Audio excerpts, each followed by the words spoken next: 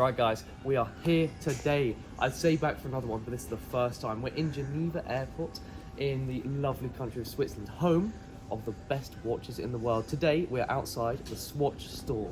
Right there. We're going to try on some lovely watches. My friend Tavish here, he's going to get them on. He's got... What type of watches do you like? Your wrists are really lovely, I can't lie. What type of watches do you like?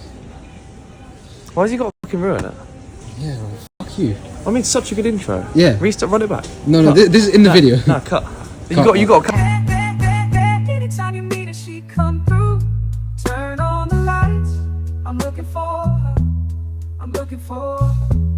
I'm looking for her. I'm looking for her. Turn on. Hey guys, it's Shamir.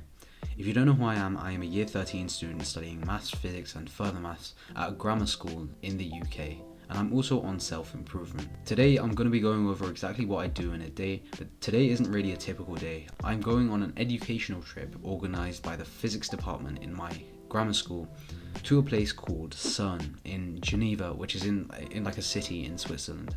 And basically what CERN is it's a particle research center.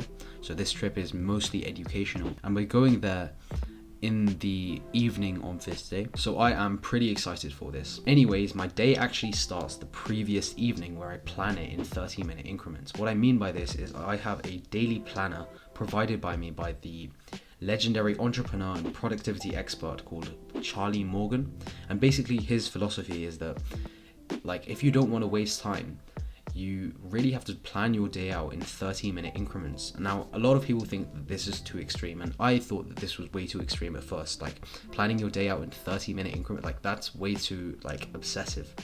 But what he says, and what I now believe, is that, like, if you have a plan in place for a particular day, like if you know that you have to like do some further maths at like 3 p.m, then it makes it so much easier to know if what you're doing is productive or not.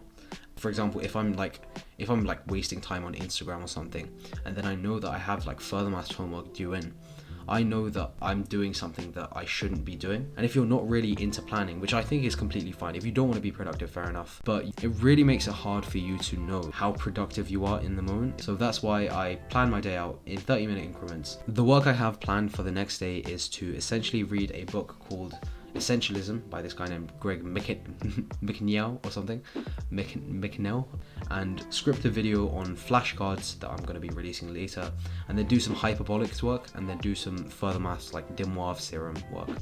If you're wondering why I have these wacky orange glasses on, no, I'm not like disabled, I'm not colorblind in any way. I had one person look at my video and ask if it was a religious reason as to why I wear those glasses, but no, it's not a religious reason.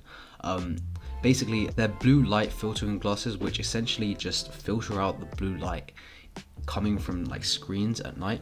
And what this in theory does is it helps you sleep better, essentially, because as humans we shouldn't really get blue light later in the night because it messes with our circadian rhythm. And if you wear these glasses, they basically help you sleep better. So a lot of like athletes wear this, such as like Erling Haaland and like other people. I think he's the most famous one. So I tried these on for some time, and then everyone went crazy. Like, my parents just called me weird, I'm gonna be honest with you.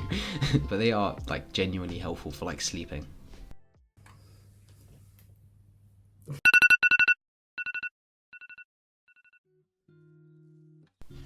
I wake up really early in the morning at 4:37 a.m. As you can see, it's pretty dark outside. I then go to the shower, but I don't take a cold shower. I normally take a cold shower because of like health benefits, but today I just was not feeling it. So I just turned it all the way to the warm side, and then I just had a normal shower, and then get ready to start my first deep work session, where I'm basically just doing some further math stuff. I think I'm covering the topic of de Moivre's and complex numbers. So a lot of people who do year 12 further maths know how you have like complex numbers in the imaginary plane. De Moivre's is basically like an extension of that. It's a different form of writing complex numbers, and it's all just pretty fun. If you're wondering why I work so early in the morning, like a lot of people don't work at 4:37 a.m. in the morning or like 5 a.m. in the morning, it's because of a book called Eat the Frog by this guy named Brian Tracy. And the principles that are in the book, I've talked about this many times on my channel before, but he says that if you had a frog that you needed to eat, if you were given like a frog that you needed to eat in the day, he would do it the first thing in the morning. Now, a lot of people may be asking, what does doing further maths have anything to do with a frog?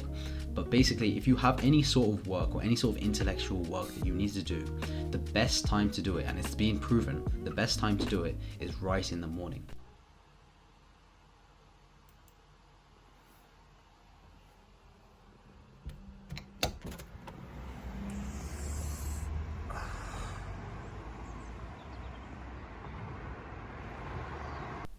I then go downstairs and make myself some breakfast. I don't normally eat breakfast at this time, but the only reason my routines kind of change is because of the trip I'm going on later on today. And I just cook up some scrambled eggs. As you can see, my cooking is excellent. And I then make myself a protein shake. I then head upstairs to do my second set of deep work, where I do some work on hyperbolics. I personally work in blocks of 90 minutes when I revise or do any sort of work. When I'm in, even when I'm editing this video, I'm doing 90 minutes of work. And the reason for this is because it's just optimal.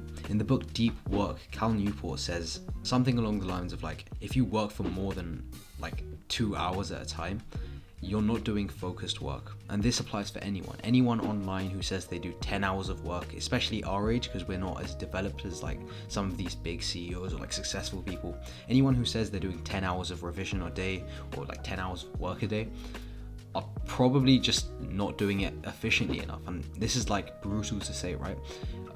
Because you see loads of these videos of people doing 8-hour revision sessions. The factor of this is that it's not optimal and it's not efficient. That after 90 minutes your brain just naturally stops focusing on the work, and then anything after that is pretty much made redundant work-wise, and it doesn't really help towards your goal. A good example of this is if you go to the gym and if you're involved in bodybuilding and stuff, imagine someone comes up to you and says they do 8-hour bodybuilding sessions. Not even the best bodybuilders in the world do 8 hours a day in the gym. And if you need 8 hours a day to achieve your goal, you're probably doing it wrong. And this is the same with working. The top level entrepreneurs, the most successful people in the world, such as Iman Gadzhi, such as these massively famous entrepreneurs and successful career people, they only work in 2-hour sessions. So if someone comes up to me and says that, oh yeah, I do A levels or GCSE and I need more time than these multi-millionaires to work on something that's in theory just less hard than what these guys do, you're probably doing something wrong. But excuse my rant. On this point as well, I'm actually making a video on exactly how to work. I realize that this isn't a topic that's taught in schools, and the only reason I know about this is I'm just some weirdo who just is obsessed with self-improvement, and I've read books like Deep Work. I think I can apply it to a student self-improvement aspect. So I'm going to make a full guide on exactly how to work and the optimal strategy to how you actually work. On this point as well, my YouTube channel has kind of fallen off over the last 3 months, but this is kind of intentional. I knew this was going to happen just because I was really busy and I couldn't upload that often. But from now on, from next week, if you're watching this video when it releases, I'm going to be uploading 2 times a week, and I'm going to go hard on YouTube. And I'm basically just I've changed up my Notion setup and stuff. I've optimized for workflow. I've read books on YouTube as well. So I'm going to go back on the YouTube grind, and hopefully we can hit 10,000 subscribers by the end of next year. I then finish off my work and then realize that I haven't started packing for the trip that I'm going on in 3 hours. So then I proceed to go and then pack. On the previous note of productivity and falling off and stuff, my bodybuilding journey hasn't really taken a hit due to exams and busyness and stuff, which is honestly pretty cool. I'll show you some pictures of my physique right now. As you can see, I'm kind of I'm kind of fluffy, and I'm going on something called a mini cut to just reduce the fat and get leaner and just get my abs back basically. And I've recently created this productivity planner for bodybuilding where I can plan exactly when I'm cutting, when I'm bulking, and when I'm maintaining. And I'm gonna link that down below, because I feel a lot of people in the gym, they just say, oh yeah, I'm cutting 1 week, and then the next week they kind of feel weak, so they're like, oh yeah, I'm gonna bulk now, and then they feel fat, and then the cycle repeats and you never really get any progress. But if you can plan it in advance, months in advance, then that's so much easier to deal with. So I've linked the productivity bodybuilding planner down below, so hopefully if you're into the gym, go use that right now. Right, I finished packing, pretty much, and now I'm gonna go get a trim for to not look hideous on the Switzerland trip. So I'll see you in the next one. Bye bye. I then go get a haircut by my local barber shop, and I'm really grateful to have a barber really close to my house, because I know some people who have to travel like really far just to get a haircut. On this note, I get a low skin fade, and I just cut some hair on the top, but I genuinely don't know what to do to improve my hair. Like, I know a lot of people who are into this stuff, and if you have any advice in the comment section, just feel free to provide me with some. But when I ask some of my mates, they just give me really weird advice. So any advice would be appreciated. I was about to do some deep work, and I just wore this shirt that I had for like a year or so. But look at the arms. Look how tight that is on my arms. It's crazy how the gym actually works. It actually like gives you muscle. And I've just been in such a happy mood after I wore this shirt, and so how tight the biceps are. So the gym does work, and 1 year of hard work gives you this body, which is pretty sick. But yeah, on to deep work. I then planned my upcoming video on how to make the perfect flashcards, the second part, and then I went to the airport, and then I just went to Switzerland. I don't really have that much footage from like the journey there, but I'll play like a montage of clips if you're really interested in my Switzerland trip. Hey guys, we're on the plane. We're planing on our way out of Geneva. This guy's too geeked, bro. Go further in. Yeah, man. You filming? I'm gonna film. No. Say cheese. I've got a quote. Tell me the quote. So, whenever approaching any big decision in life, think, will you regret the decision you make in the future? And Yeah, sure. Anyway, Andy, tell me some study advice. Study advice, basically. Study until you like can't see anymore, Yeah. and you might do okay in your GCSEs.